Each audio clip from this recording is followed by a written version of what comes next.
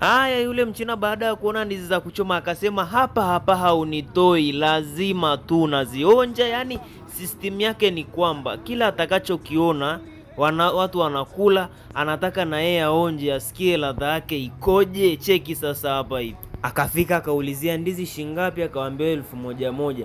Sasa kumbe nimekuja kugundua huyu jamaa aniamini hata kidogo yani.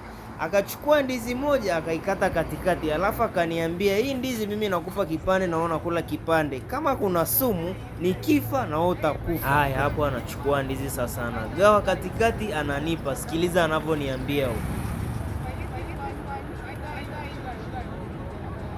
Haya, hapo akala nini fresh kama, ila kuna jamaa walikuja hapo hivi wakamwangalia, anasema huu mchina gani huyu, atakuwa ni msambaa tu, kuna mchina wa design hii. Sikiliza hao jamaa walivyokuja wakawa wanaongea sasa.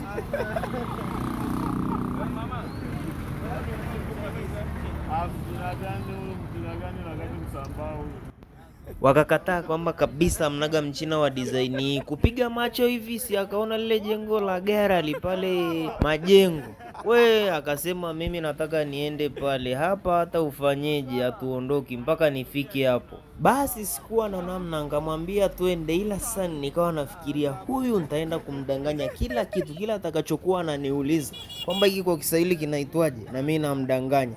Twende uone story ya 3 hiyo inakuja.